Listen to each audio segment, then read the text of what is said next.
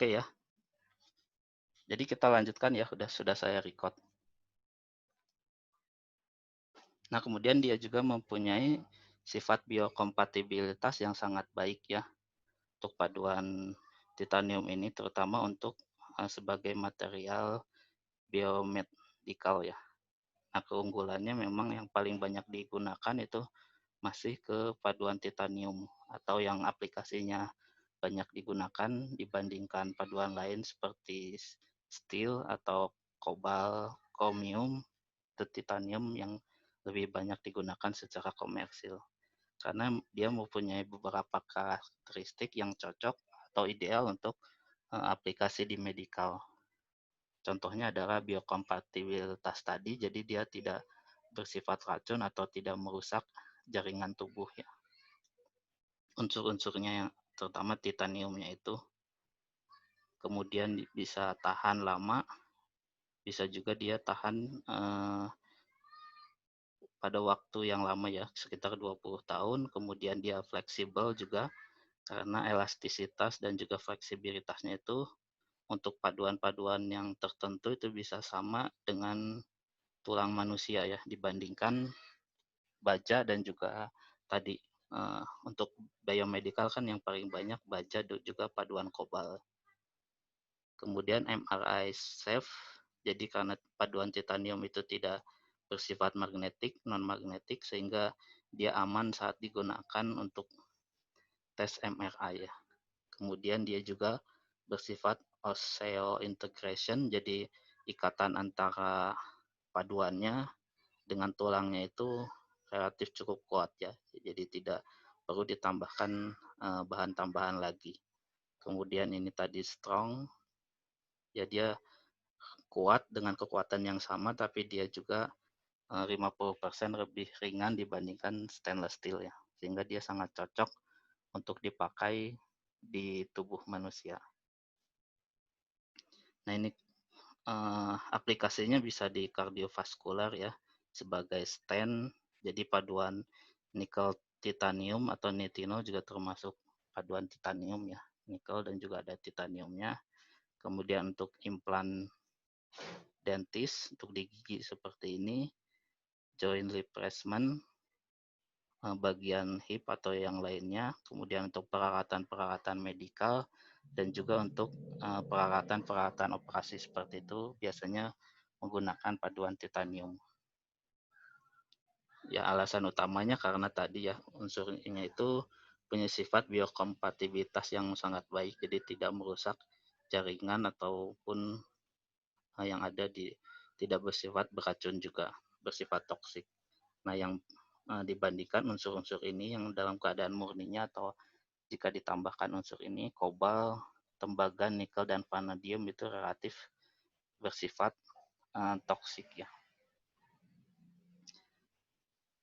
Jika kita lihat yang tanda merah itu berarti dia masih berbahaya ya. Kemudian yang tanda hijau dan kuning dia masih relatif aman.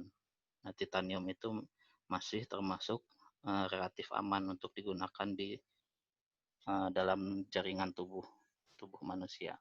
Dia bersifat biokompatibilitas, tidak bersifat karsinogen, non karsinogen, dan lain-lainnya. Tidak bersifat alergi juga.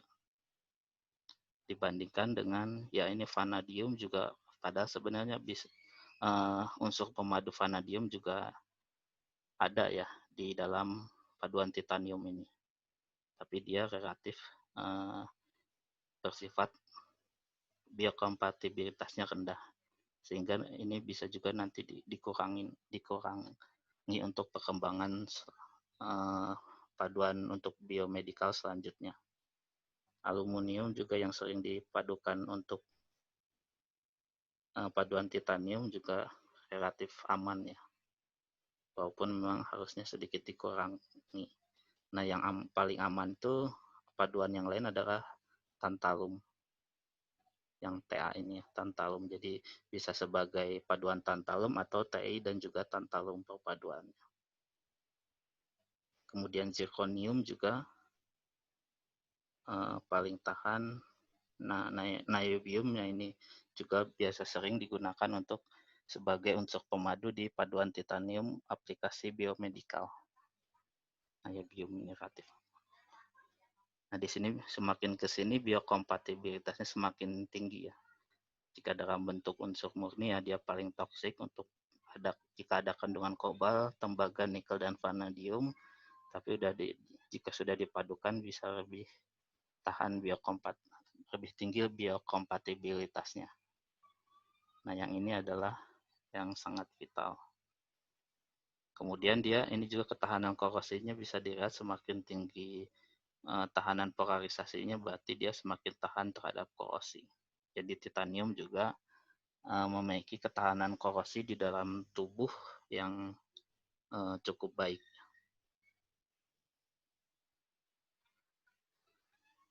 Nah, kemudian jika ini kita bandingkan dengan modulus elastik tulang ya, tulang itu modulus elastiknya ya sekitar 30 GPa atau 10 sampai 30 sebenarnya.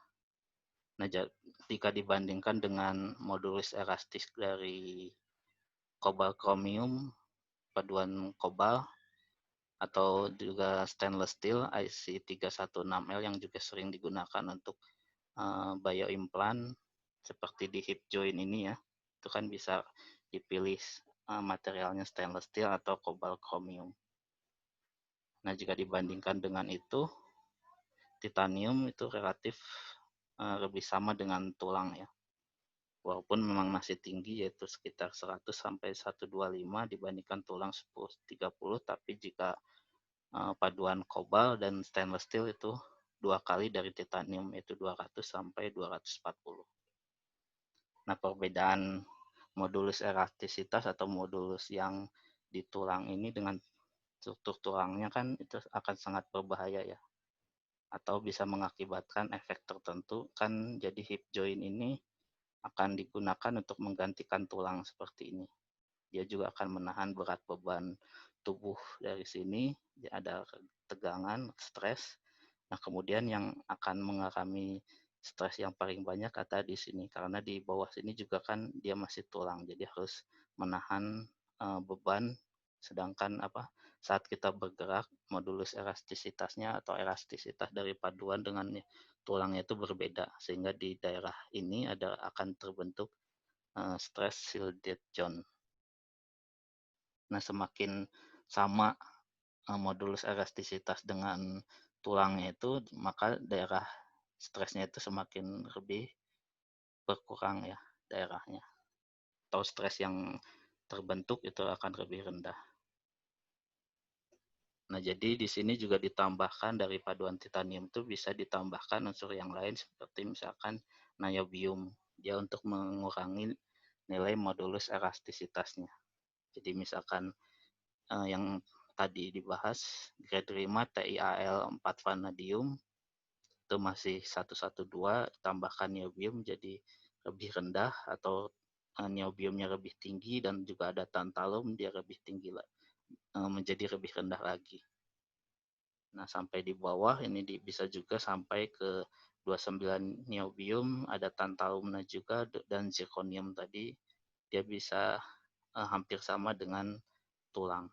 Atau paduan nitinol, nikel titanium itu lebih hampir sama modulus elastisitasnya dengan tulang.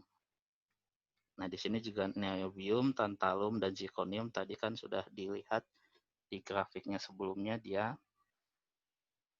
memiliki sifat biokompatibilitas yang juga baik. Niobium, zirconium di atas ini, dan juga tantalum ini. Nah, jadi yang ini ya sangat cocok untuk digunakan sebagai biomedical implant. Nah, kekuatannya relatif ini juga ada faktor yang diperhatikan juga, tapi relatif lebih kekuatannya masih lebih baik juga. Nah, ini ketahanan korosinya ya. Jadi sifat utama yang ketiga yaitu tahan korosi, kemudian penampilannya juga bisa menarik dan juga dekoratif. Jadi titanium itu relatif tahan terhadap korosi atmosfer karena dia akan membentuk secara lapisan oksida pasif ya ini di daerah sini. Ini kan daerah eh, lingkungan atmosfer yang H2O-nya di situ. Sehingga dia akan membentuk selaput pasif protektif di permukaan dari titaniumnya. Kemudian eh, bisa juga ditingkatkan ketahanan korosinya dengan menggunakan cara yang mirip dengan aluminium kemarin, yaitu anodisasi. Kemudian sekaligus dia dilakukan pewarnaan sehingga penampilannya bisa lebih dekoratif dan juga menarik. Nah, ini beberapa lingkungan lingkungan atmosfer ya. Jadi titanium juga digunakan sama dengan aluminium juga digunakan untuk struktural atau arsitektural material. Misalkan di daerah air laut ya, garam laut, itu biasanya korosinya juga bukan hanya atmosfer tapi ada pitting juga. Nah, paduan titanium itu relatif tahan, paling tahan dibandingkan stainless steel, copper, dan juga aluminiumnya. Terutama aluminium ini sangat rendah ketahanannya terhadap pitting corrosion ya. Ini di sini aluminium murni semua, ini murni ya. Kalau stainless ya uh, paduan. Nah, kemudian yang lainnya juga sama, ketahanan korosi erosi, ketahanan yang lainnya juga paduan titanium relatif lebih tinggi dibandingkan yang lainnya. Ya, jadi dari ketiga sifat itu ya relatif lebih tinggi dibandingkan paduan aluminium yang minggu kemarin sudah dibahas. Ya, ini sama seperti aluminium itu bisa dilakukan pewarnaan juga ya. Pewarnaan saat proses anodisasinya. Tapi yang unik di sini untuk anodisasi paduan titanium itu dia akan berubah warna secara otomatis saat di perbedaan tegangan ya, tegangan saat proses anodisasinya, dia akan merubah warna tersendiri atau reflektivitas dari paduan titaniumnya itu akan berubah sehingga dia berubah warnanya tergantung dari tegangan dari anodisasi yang digunakan. Kalau kalau aluminium kan saat dia sudah selesai dianodisasi kan dia masih sama ya, masih warnanya masih Al murni, baru setelah itu harus dilakukan pewarnaan untuk mengisi pori-porinya. Nah, itu akan terbentuk warna di situ. Kemudian ya ini selain anodisasi ada juga proses perakuan permukaan yang lain yaitu electropolishing ya. Jadi sebenarnya hampir sama, jadi logam kerjanya yang di electropolishing itu dijadikan anoda, kemudian dia akan rarut beberapa permukaannya terjadi oksidasi akan rarut. Tapi di sini yang diinginkan adalah untuk menghilangkan atau memperhalus permukaannya ya. Jadi permukaan yang misalkan ada deburing itu ada cacat, ada lekukan seperti itu yang tinggi itu bisa rarut sehingga permukaannya bisa relatif lebih rata. Dan kemudian karena dia permukaannya relatif menjadi lebih halus, tidak kasar ya, sehingga corrosion resistannya juga lebih tinggi. Jadi dibandingkan permukaannya kasar, itu laju corrosionnya lebih tinggi ya. Tapi jika permukaannya setelah di electropolishing itu lebih halus, laju corrosionnya lebih rendah. Selain itu meningkatkan sifat fatigue-nya dan lain-lainnya ya. Microfinishing-nya penampilannya juga lebih bagus. Kemudian jika ada perbedaan warna itu juga bisa dihilangkan. Misalkan ada terbakar atau seperti apa, itu bisa juga dihilangkan.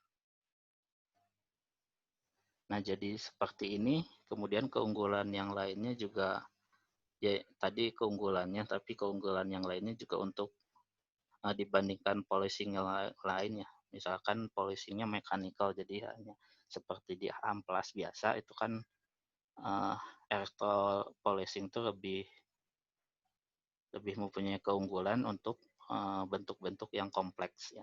Jadi dia bisa mencapai bentuk-bentuk yang sulit dicapai dengan mechanical polishing seperti itu. Karena dia akan dicelupkan di dalam larutan sama seperti proses anodisasi, dia dialirkan arus searah. Nah, yang ini menjadi katoda, material katodanya, kemudian paduan titaniumnya dijadikan anoda sehingga dia akan larut permukaannya. Akan larut sehingga akan terbentuk permukaan yang relatif lebih merata ya, smooth surface, lebih halus. Seperti ini sebelum polishing itu mungkin ada cacat-cacat yang kecil sehingga permukaannya relatif kasar, tapi setelah dilakukan polishing warna atau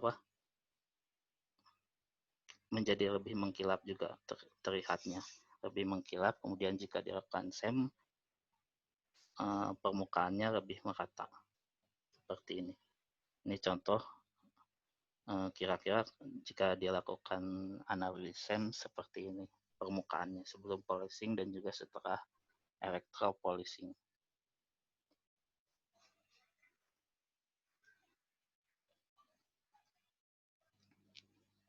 Baik, ada pertanyaan?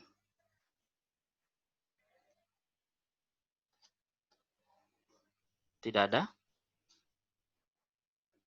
Kita lanjutkan ya.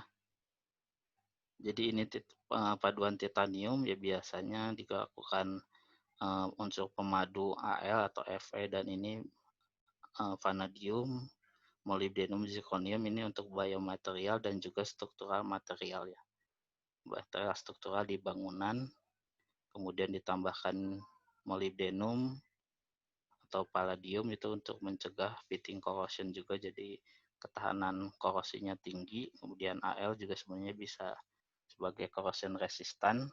Kemudian jika ditambahkan nikelnya dalam paduan yang lebih tinggi lagi, menjadi bisa mempunyai sifat memory alloy. Jadi paduan nitinol ya, nikel titanium.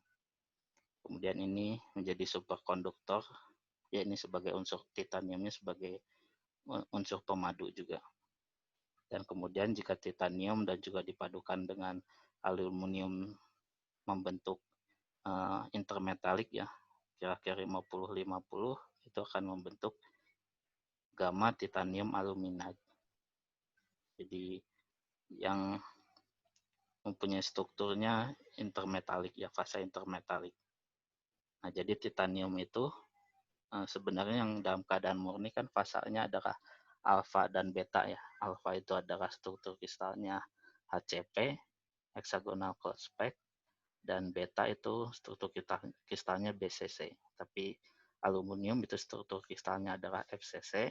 Nah, jadi jika dipadukan dengan aluminium, titanium aluminium itu strukturnya menjadi gamma TiAl. Gamma itu FCC. Jadi gamma, kemudian titanium dan aluminide yang mempunyai sifat ya seperti fasa intermetalik. Nah, ini pemakaiannya juga bisa di sektor aerospace, penerbangan, biomedical tadi udah dibahas, dan juga dalam kehidupan sehari-hari ya, untuk di jam ini atau stick golf dan lain-lain, atau frame sepeda juga ada yang paduan titanium. Jadi banyak juga digunakan untuk kehidupan sehari-hari. Nah, ini yang lebih lengkapnya. Jadi aplikasi paduan titanium itu bisa juga untuk komponen anoda atau katoda, kemudian komponen pesawat terbang, arsitektural atau roofingnya, ayat atapnya, kemudian otomotif komponennya yang kecil, kemudian ballistic armor, consumer product ini untuk kebutuhan sehari-hari ya, seperti misalnya untuk jam di sini, untuk alat-alat untuk proses kimia, desalinasi, proses desalinasi dari air laut misalkan seperti itu, atau juga untuk uh, industri obat-obatan ya, atau uh, proses pemrosesan makanan. Kemudian ini sama juga seperti ini untuk proses-proses, jadi peralatan untuk proses-proses kimia, medikal dan lain-lain juga menggunakan, ada juga komponen paduan titaniumnya di situ. Nah, nanti mungkin akan dibahas jenis-jenis paduan titanium grade berapa yang diaplikasikannya untuk sektor-sektor ini. Tapi ya bisa dilihat kalau aplikasinya juga sangat beragam. Sama juga ini untuk sepeda ini, frame sepeda. Nah, kemudian di mesin jet juga karena dia mempunyai ketahanan terhadap suhu tinggi yang baik, juga dia digunakan untuk fan-nya ini ya, fan di sini. Kalau kalian masih ingat ya, yang paling semakin ke sini kan tekanannya semakin tinggi karena udaranya dikompres, kemudian ditekan, kemudian dibakar di combustion chamber-nya, sehingga di sini di high pressure turbine itu masih super alloy ya. Nah, tapi di bagian depannya yang suhunya masih lebih rendah, itu bisa menggunakan titanium. Ya, kekuatannya tinggi, kemudian dia mempunyai sifat yang keunggulan yang lain, yaitu relatif lebih ringan. Jadi mesin jet ini bisa berkurang bebannya, sehingga nanti ya akan efisiensinya juga bisa meningkat juga karena bebannya itu bisa dikurangi. Nah, kemudian ya ini ya, jadi bagian depannya atau bagian belakangnya itu exhaust. Bagian exhaustnya juga bisa menggunakan titanium. Nah, biasanya yang exhaustnya itu masih suhu tinggi, sehingga yang paduannya itu yang tahan terhadap yang lebih suhunya yang lebih tinggi, yaitu TiAl tadi ya, paduan titanium aluminan. Nah, jadi perpaduan dari titanium dan nikel kemudian specialty alloy itu adalah baja paduan khusus ya, untuk bagian shaft-nya, engine shaft-nya itu high strength steel. Jadi baja dengan kekuatan tinggi. Nah, itu sekitar 95% berat dari mesin jetnya itu adalah ketiga komponen ini.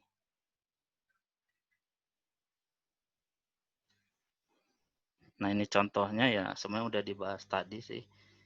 Engine komponen ya sebenarnya banyak juga paduan-paduan komponen-komponen lain yang menggunakan titanium seperti ini.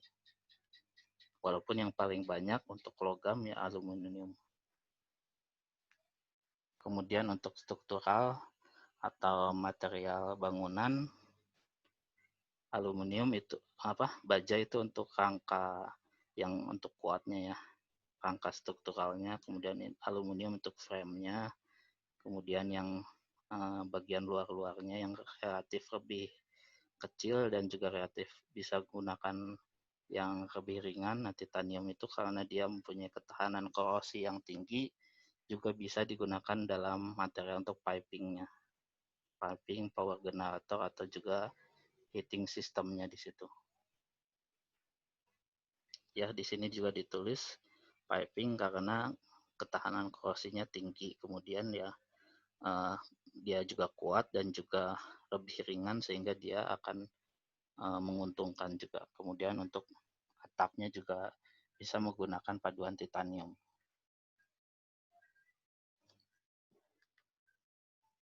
Oke, sebentar, sedikit lagi ya sampai sini mungkin.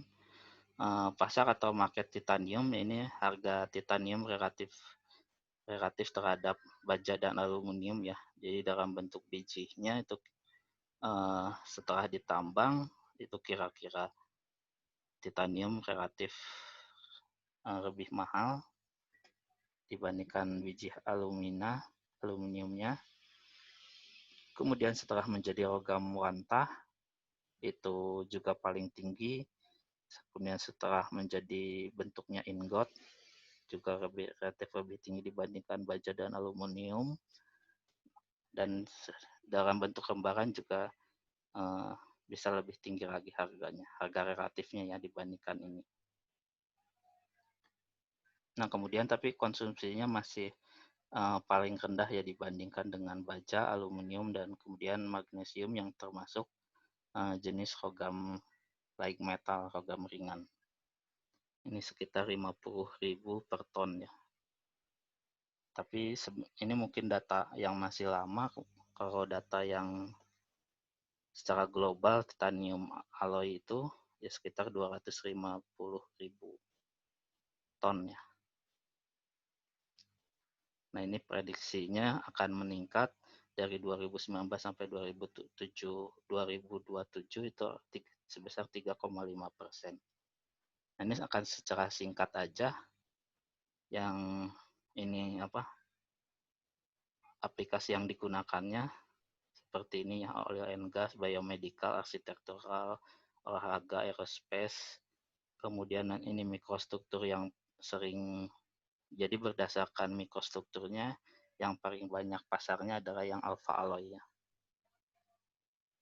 Alpha alloy ini yang mendekati titanium murni. Jadi Ti, alpha tadi struktur kristalnya HCP itu di temperatur rendah, itu temperatur kamar. Beta itu yang strukturnya BCC itu biasanya stabilnya di temperatur yang lebih tinggi.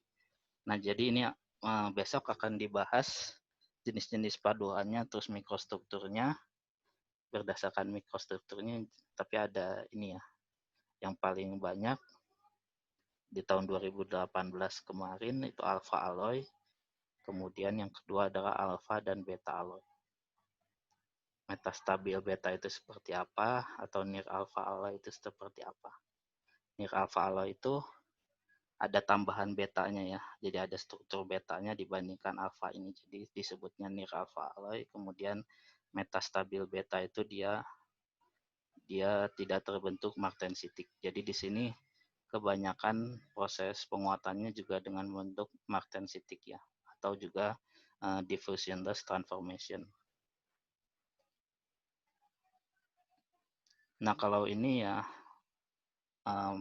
market outlook-nya ada yang meningkatkannya itu karena semakin banyak permintaannya ya, terutama untuk industri otomotif, kemudian aplikasi yang menggunakan paduan titanium juga semakin meningkat, dan permintaannya di negara-negara berkembang. Tapi juga ada hambatannya, yaitu harganya masih relatif lebih mahal dibandingkan paduan alloy yang performa tinggi ya. Ini paduan performa tinggi, contohnya baja paduan khusus, tapi di sini ya ada keunggulannya, yaitu dia relatif lebih ringan dibandingkan baja paduan khusus tadi.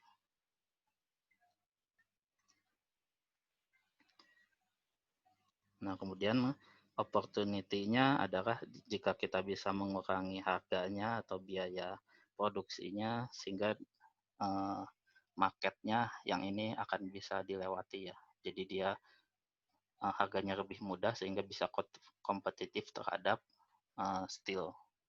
Atau bisa juga karena pemakaiannya memang membutuhkan spesifikasi yang lebih tinggi dibandingkan high performance alloy steel ini.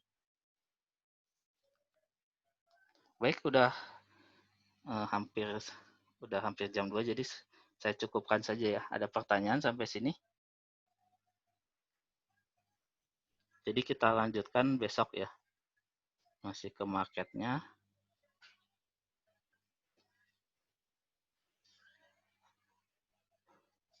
Saya